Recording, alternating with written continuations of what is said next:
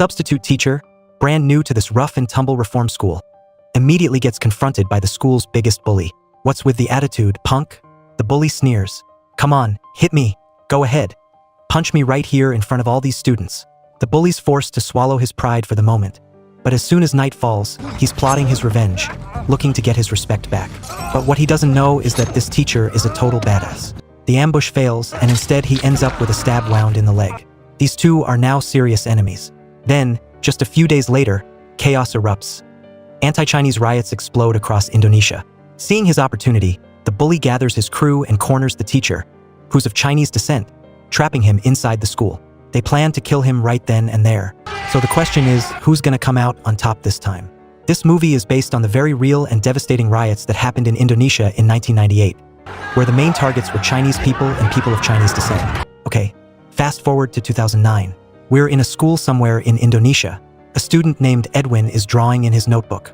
This rich kid, Panka, wants to get a love letter to Edwin's sister. Just then, she walks by, and it's pretty clear she's got a thing for Panka too. They're all chatting and having a good time when suddenly, the school bell rings. But something's off. It feels like only 5 minutes have passed. How is it already time for class? Suspicious, they head back to the classroom, where the teacher drops a bomb. All classes are canceled today. Everyone needs to go straight home and stay inside. Don't go wandering around. That's when the students realize there's a riot going on outside. Edwin and his sister quickly pack their things to head home, but Panka's acting strange, insisting he walk them part of the way, like he has some other reason. They don't want to bother him, so they politely decline and head straight for the bus stop. But Panka is genuinely worried about the safety of the girl he has a crush on, so he follows them onto the bus. "Have you tried calling your parents?" While they're both worried, they suddenly see the riots unfolding right outside the bus window. They see crowds of people, mostly locals, smashing and looting businesses owned by Chinese or Indonesian Chinese people. Then, someone on the bus spots Edwin's sister and immediately recognizes that she's of Chinese descent. A mob swarms the bus, blocking it from moving. Edwin's sister is screaming at the driver to go, but the bus is packed, and it's stuck. And just like that, the mob swarms the bus, dragging Edwin's sister off. Edwin is still a kid, and Panka is no match for these grown men. All they can do is desperately chase after the crowd as they disappear into a narrow alley. Panka tries to use his local status to plead with them, but the ringleader is completely ruthless. He just straight up stabs Panka in the hand with a knife, warning him to stay out of it. Terrified, Panka can only run away from the alley in agony. As Edwin tries to risk everything to save his sister, he gets knocked unconscious by a blow to the head from a metal pipe. When he finally comes to, the alley is empty. His sister and the mob are gone. All that's left on the ground is her discarded clothing. Edwin quickly throws on a makeshift disguise and races back home, hoping against hope that maybe his sister made it back there. But what Edwin sees instead is his house engulfed in flames, with his parents trapped inside. Time flies. 18 years later, it's 2027. The ethnic tensions in Indonesia haven't gone away. In fact, they've gotten even worse. Walls everywhere are covered in hateful graffiti targeting Chinese people, and major clashes break out all the time. The conflict between the native population and the Chinese community is impossible to ignore. By now, Edwin is a grown man. On this particular day, he arrives at Duri High School in Jakarta, where he's been hired as a substitute teacher. But this isn't your average school. It's a place for juvenile delinquents, so the teachers need to be tough, level-headed, and able to handle a particularly difficult student body. The principal is reviewing Edwin's file when he realizes that Edwin is of Chinese descent. "I'm probably the only one here who doesn't care about racial differences," the principal tells Edwin frankly. He fully supports Edwin's work, but he knows students with prejudiced attitudes will definitely try to make things difficult for him. The principal suggests that Edwin should consider quitting while he's ahead. But Edwin has a specific mission he needs to complete at this school. No matter what, he's determined to stay and teach. Seeing his resolve, the principal reluctantly agrees. Afterward, Edwin goes straight to the class he's in charge of, and sure enough, it's full of rebellious students. Even when faced with their new homeroom teacher, they're still talking loudly, showing him no respect. Seeing that reasoning with them is useless, Edwin slams his briefcase down on the desk. That finally gets their attention, and the students quiet down and return to their seats. But immediately after, one of the biggest troublemakers stands up, deliberately trying to start something and establish his dominance. Edwin quickly strides over to him. "Your parents probably hate you, huh? Nobody likes a kid who's always angry and good for nothing. Someone as useless as you, always messing things up and causing trouble. Your own dad probably beats you every day." The words hit their mark, striking a nerve with the bully. Seeing that he struck a chord, Edwin stops right there and turns to write on the board. Immediately, someone throws something at him. Edwin, without changing his expression, picks up a chair leg and sarcastically says, "Okay, I know who did that. You're such a coward." The bully's face instantly changes. After class, as Edwin leaves the room, a female colleague, Diana, rushes over to greet him enthusiastically. But Edwin's mind is weighed down, and he can't really focus on her. He just tells her they can chat another time and quickly leaves. Then, Edwin stands waiting at the school gate, carefully observing each student as they leave, like he's searching for someone. And inside a car parked nearby is the bully's crew. He's still fuming from being humiliated earlier, so he decides to take it out on a random Chinese or Indonesian Chinese person. They drive down the street and cut off an unlucky driver. The unlucky driver becomes their punching bag. He gets dragged out of his car and beaten. Meanwhile, Edwin, still not finding who he's looking for, sadly goes to a bar in Chinatown to drink. The female bartender sees he's down and calls everyone in the bar to cheer him on, shouting his name. The atmosphere becomes lively, and Edwin finally feels a little better. Leaving the bar, he tries to hail a cab back to his place, but he discovers a group of Chinese people on the street corner getting beaten up by his own students. He immediately jumps in to stop them. The ringleader sees that Edwin doesn't look like someone to mess with and quickly leads his crew away. Edwin wants to take the chubby student home, but he immediately refuses. Watching the chubby student walk away, Edwin is suddenly lost in a flashback. Back then, his sister became seriously ill. After their parents died in the riots, she was the one who struggled to keep the family alive. Now, knowing she doesn't have much time left, she asks her brother to find the son she abandoned years ago. The only clue is that the boy is attending Dury High School. This is the real reason Edwin came to the school. Back in the present, Edwin starts secretly observing the chubby student. The more he thinks about it, the more likely he seems to be his sister's son. But soon after, the bully angrily confronts the chubby student, confirming that he was beaten up by a group of Chinese people yesterday. He's so enraged he can't stand it anymore. He's not really angry that the chubby student was beaten up, but angry that his authority was challenged. After all, the chubby student is under his protection, and hitting him is like hitting him. The bully decides he's going to exact brutal revenge. Right after that, Edwin walks into the classroom and tells the students to take out paper and pens and draw the most interesting thing they saw that morning. Unsurprisingly, the bully's page is still blank. He's continuing to deliberately defy Edwin. "If you dare hit me today, you'll be fired tomorrow." The bully sneers. "Once you're a dropout, the best you can hope for is a parking attendant. So, your dad beating you isn't so unfair." Edwin's words once again leave the bully speechless. He reluctantly takes out paper and a pen to draw. Immediately afterward, Edwin notices that the chubby student has a real talent for drawing. He's definitely got his genes. As soon as the bell rings, Edwin starts collecting the student's drawings. But the bully in front of him tears up the paper he just drew and spits out. "This isn't over between you and me." Edwin doesn't bother paying attention to the threat and pulls the chubby student aside, saying he wants to talk to him privately. But the boy avoids him like the plague, giving Edwin absolutely no chance. Afterward, the bully bribes the security guard with a bunch of cigarettes, easily leaving the school unnoticed. Then, he uses the same trick he used to corner the chubby student to kidnap one of the Indonesian Chinese students. He takes the student to an abandoned building, where the whole gang beats him up and locks him in a dilapidated room. At the same time, Edwin is sitting in the school library reading a book. Diana doesn't seem to care about his earlier polite rejection. She enthusiastically sits down next to Edwin and strikes up a conversation. But this time, Edwin doesn't reject Diana's enthusiasm. On the contrary, he actively talks to her. Diana even suggests that they go to the bar in Chinatown together. Edwin agrees to everything, so the two of them go to the bar, but the female bartender, seeing Edwin bring Diana in, immediately looks unhappy. It's clear she has a thing for Edwin. Edwin notices the situation and turns to Diana, saying that he has no romantic intentions towards her. Diana's smile falters slightly, but she immediately pretends to be relaxed and shrugs, not pursuing the topic any further. Then, Diana asks him why he came to teach at such a dangerous school. Edwin just says he's looking for someone, but refuses to reveal anything else. Just then, an emergency news bulletin starts broadcasting. A new wave of riots has broken out, and this time the scale is enormous. The tragedy of 18 years ago could very well be repeated. Everyone in the bar falls silent, but some optimists are deluding themselves, thinking that the riot zone is still far away from them. They choose to continue using music to lull themselves to sleep. Leaving the bar, Edwin offers to take Diana home first. But Diana says, "You're a Chinese Indonesian. You're in more danger than I am." Since Diana put it that way, Edwin has to agree. The two head back to their respective homes. But soon after, a masked man with a knife tries to assassinate Edwin. Luckily, Edwin is skilled in self-defense. He not only blocks the sneak attack, but also snatches the knife and kicks the guy's thigh. The accomplice who was secretly watching nearby sees that things aren't going well and hurriedly drives over to pick him up. The assassination plan fails completely. The next day, when Diana learns that Edwin is going to tell the principal the truth, her first reaction is to advise him to think again.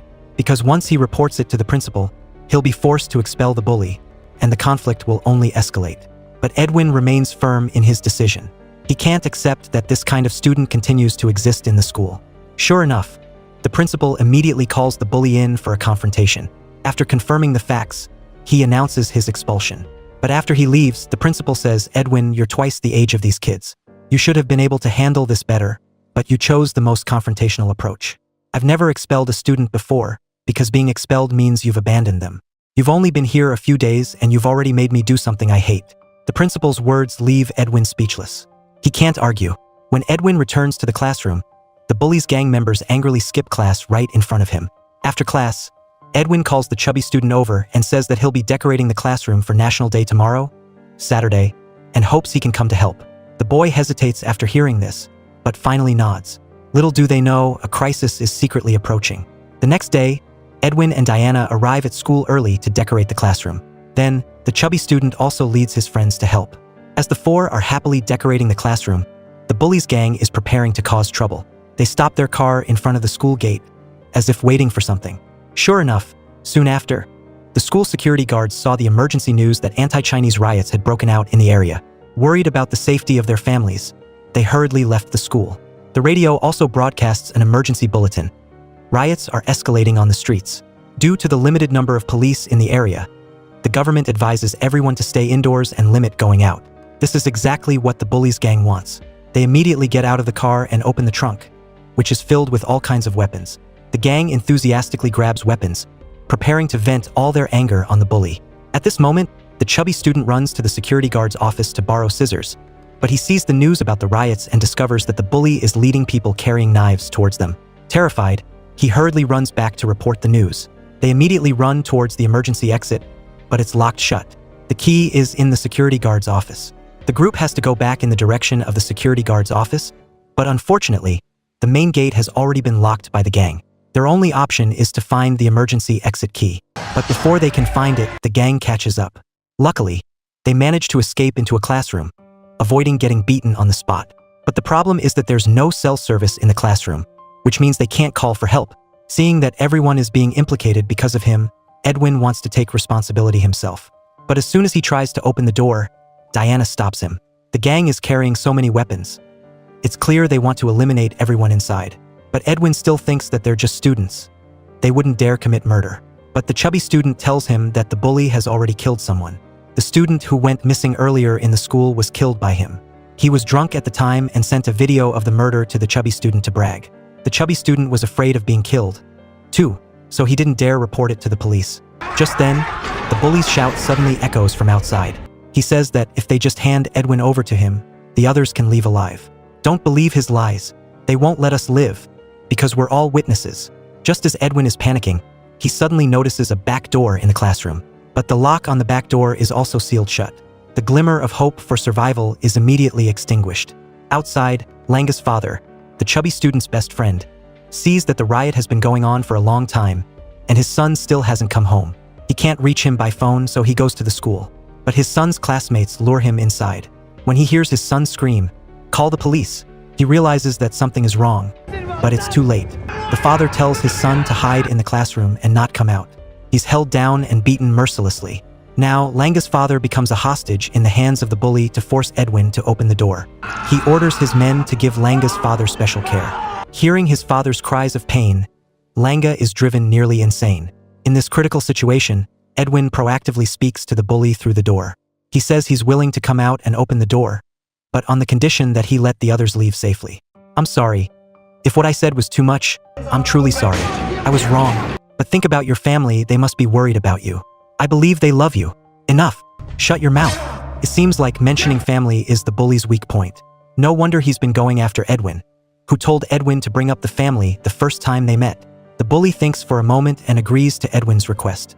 Following Edwin's instructions, everyone steps back and registers their name one by one. After confirming that everyone is completely safe, Edwin opens the door. But instead of letting the others leave, he pulls Langa's father inside. By the time the bully chases after him, Edwin immediately slams the door shut. "Why didn't you let us out? Why? I don't trust them. Who knows what those thugs are planning?" But the situation now is that Langa's father is seriously injured and needs to be taken to the hospital immediately. Otherwise, his life will be in danger. In desperation, Edwin has to try to negotiate with the bully again, saying that the previous agreement is still in effect. He doesn't know what the bully is scheming, but he nods in agreement and leads his men away. Edwin opens the door for Langa and his father first, telling them to take the opportunity to open the back door. Seeing the bully wanting to rush in, the three quickly close the big door. But waiting for a long time, Edwin doesn't see any movement from Langa and his father. Edwin realizes something is wrong and rushes to confront the bully.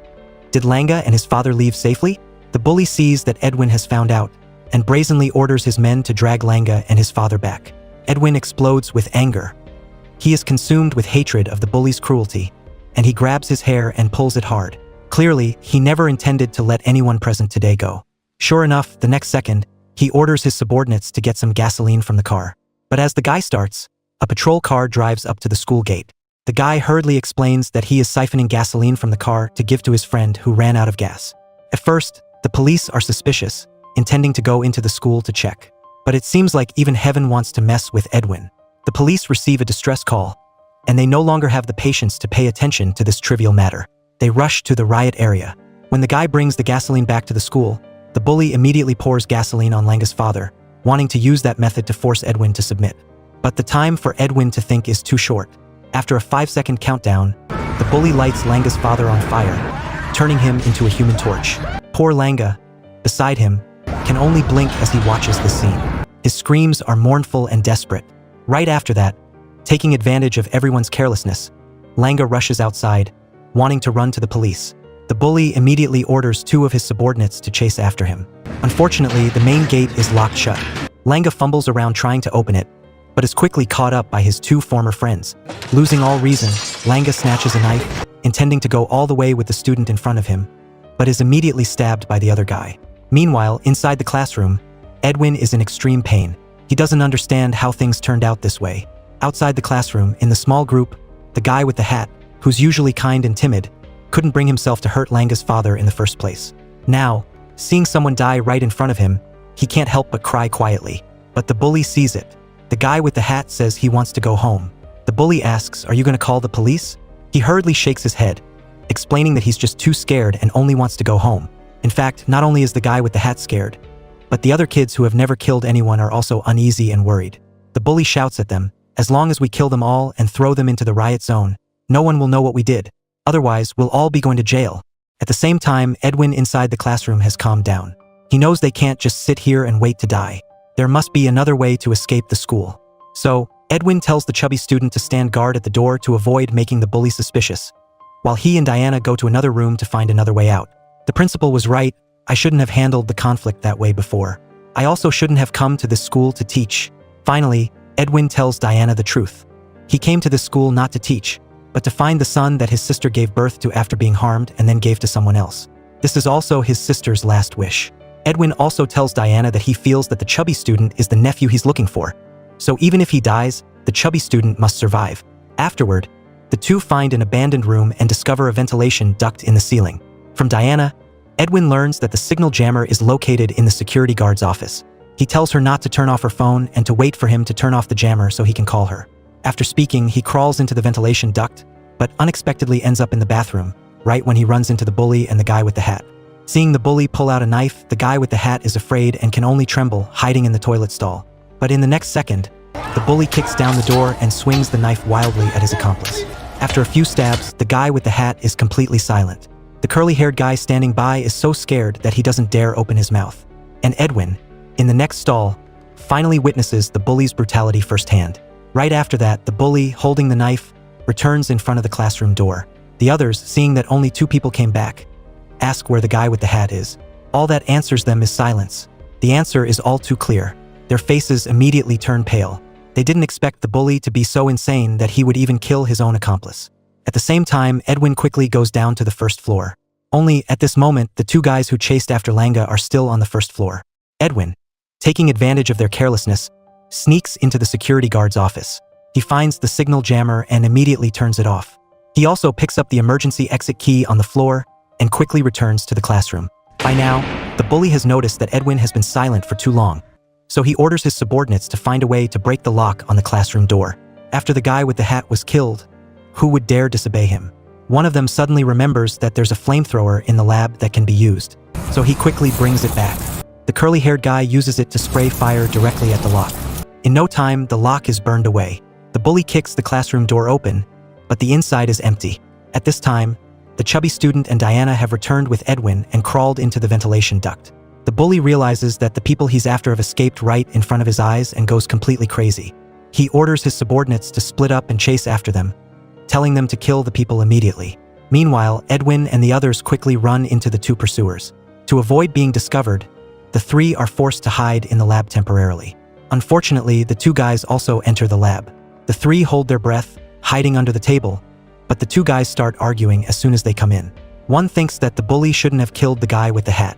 After all, he was one of them. The other thinks that the guy with the hat was timid anyway, and it's good that he's dead and out of the way. The two sides argue more fiercely, even coming close to fighting. Taking advantage of the noise to cover himself, Edwin quickly gives the key to Diana, signaling her and the chubby student to run towards the emergency exit, while he stays behind to lure the enemies and buy them time to escape. Edwin picks up a model bone and deliberately makes noise to lure the two guys. Soon, the three face each other directly. Edwin even tries to persuade them to turn back. But who would listen? The two even grab weapons and charge directly at him. Edwin raises the bone to block the attack. Although he is forced to fight one against two, thanks to his agility, he is not at a disadvantage. As a result, the two students decide to really try to kill him. In a desperate situation, Edwin has no choice but to risk his life to counterattack. The bone in his hand slams hard into one guy's stomach, and blood immediately soaks his clothes red.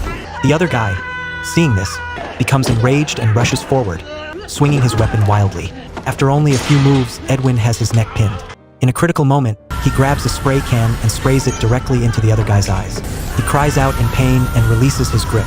Edwin seizes the opportunity to escape the hold, picks up the other guy's weapon, and runs straight towards the emergency exit without looking back. Not long after, the bully discovers that Edwin has injured two of his subordinates. In a fit of rage, he swears to take Edwin's life in revenge. Back with Edwin, he's running up the stairs when he hears a sound from above, so he quickly hides between the landings. Sure enough, the two guys don't notice him. Afterward, Edwin continues climbing, but unexpectedly runs into the curly-haired guy who's looking for him. Edwin doesn't want to hurt any more students, so he proactively drops his weapon. But the other guy still charges at him. Edwin immediately crouches down and flips him over, nearly causing him to fall down the stairs. Edwin holds onto the curly-haired guy, demanding that he drop his weapon, but he continues to resist. Edwin is forced to let go, and the curly-haired guy falls straight down to the first floor and goes to meet his ancestors. In a flash, on the other side, Diana feels that the time is right and proactively tells the chubby student that Edwin is his uncle. Hearing this, the chubby student scratches his head and adamantly insists that he definitely cannot be Edwin's nephew, because his mother is in Malaysia, his father is also Malaysian, and he has a twin brother who has been lost for a long time. So he is definitely not Edwin's nephew. Diana is immediately confused, but this is not the time to figure it out, so the two take the opportunity to run out the emergency exit and escape. At the same time, Edwin once again faces the bully, but he doesn't want to kill anymore. He tries to persuade him not to continue making mistakes, but he doesn't bother listening and charges at Edwin with the knife. The two immediately engage in a fierce battle. It has to be said, the bully is a real daredevil, making moves that are all about taking lives. Edwin can only continuously defend, and is then thrown into the bathroom. But when he had just recovered, the bully immediately started a second round of attacks. This time, Edwin can't defend very well and takes several direct hits, being dragged and thrown around. Right after that, he picks up a large knife and swings it down at Edwin. But this time, Edwin is struck with anger and doesn't bother holding back anymore. He also starts attacking him ruthlessly and finally pins him to the ground. Just then, 3 of the bully's subordinates run over. The bully urgently cries for help. Think about your families. He's a murderer and you're not. You guys still have a future. Get going. Thinking of the bully's ruthlessness and heartlessness, the 3 subordinates hesitate for a moment and ultimately choose to leave. The bully, seeing this, completely loses it. He recklessly throws himself into the attack. This guy is rotten to the core, beyond help. Even if Edwin wants to save him, it's useless. In his head at this moment, there is only one thought, and that is to kill Edwin most brutally. When Edwin manages to react, he accidentally kills him. Edwin keeps saying sorry to him, but it's no use. There's no saving him. Right after that, the riotous crowd loses all reason, carrying weapons and swarming into the school. Taking advantage of the chaos, they crazily steal and vandalize. Edwin doesn't have time to think much, so he quickly puts on a disguise and heads out of the school. When the signal jammer really loses power, the phone that Edwin received from the chubby student gets its signal back. Finally, Edwin sees the video. It turns out that someone spread the news that the bully was Chinese, which is why the bully picked a fight with him. In the video, he admits that his mother was indeed Chinese, was harmed, and gave birth to him. From a young age, he has been wandering and living like garbage. After speaking, he swings the knife and kills the other guy. So the bully was Edwin's own grandson. Realizing this, Edwin is in extreme pain. He actually killed his own grandson with his own hands. Just as Edwin breaks down and cries, someone recognizes him as being of Chinese descent. Edwin has no choice but to risk his life and run away. In the nick of time, a car comes to pick up Edwin. The car is full of people of Chinese descent. For many years, the driver has been persevering in rescuing them. "My name is Panka." Edwin quietly extends his hand. It turns out that Panka has never forgotten what happened all those years ago. He has been persevering in helping people of Chinese descent amidst the riots in Indonesia. This warmth is all the more precious. The story comes to an end here. At first, Edwin came to the school to find his grandson, but ended up getting caught up in the vortex of the juvenile delinquency school.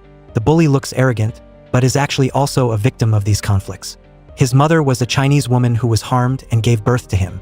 He grew up with discrimination and could only use fighting to protect himself.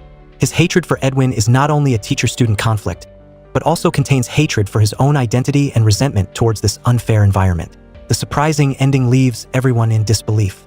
The grandson that Edwin has been searching for turns out to be the bully whom he personally sent to the afterlife. This is not a coincidence. It is clearly a knot of humanity caught in ethnic conflicts between the indigenous Indonesians and the Chinese, like a thorn that can never be pulled out, sinking deep into everyone's lives. But the movie also shows us that hatred is something that only causes tragedy to repeat itself. Thanks for watching.